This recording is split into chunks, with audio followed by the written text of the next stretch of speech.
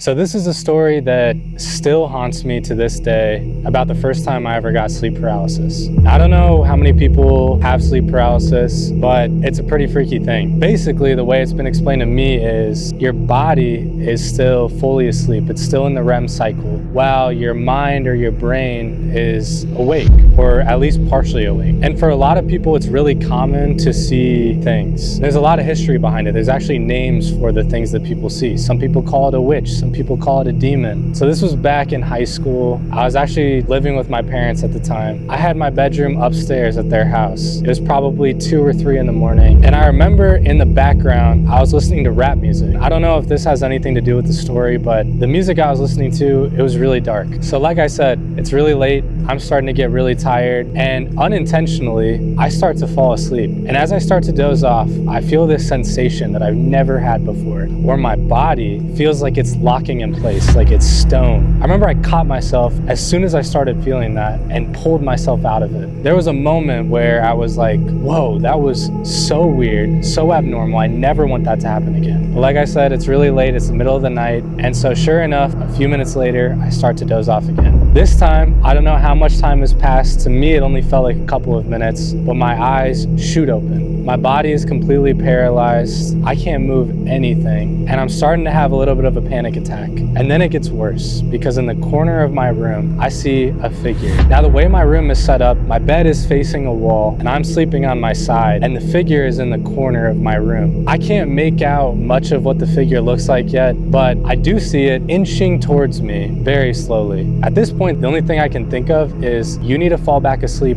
right now so you don't have to see this thing. So I remember closing my eyes and just doing everything I could to fall back asleep. And luckily, I did. I fell back asleep. But a few minutes later, I wake up, my eyes shoot back open, and this time I see the figure much more clearly. I still can remember this vividly to this day. It just left an imprint in my brain. It was this old woman with a drape over her head, like a cloak, and I could see her eyes shining, and she had a slight smile. So that sent me off the edge. I'm doing everything I can to attempt to move. While I'm doing that, this thing is getting closer to me, but it starts moving around the other side of my bed. So like I said, I'm laying on my side, and it's going around the side that I can't see. And this is the part that still freaks me out to this day. I still don't know how to explain it. And when I tell people, I'm sure they don't believe me. And frankly, it's hard to believe myself. But I remember trying so hard to move, trying to wiggle my fingers, trying to get any sort of movement in my body. And as the thing is getting closer to my bed where I can't see it, the moment that it should reach my bed, I feel this weight on the side of my bed. It's like an elephant stepped on my bed. It's that heavy. And the force of this thing on my bed causes me to start rolling towards this thing. I don't know what happened. I don't know if I blacked out, passed out, but the next thing I know is I wake up.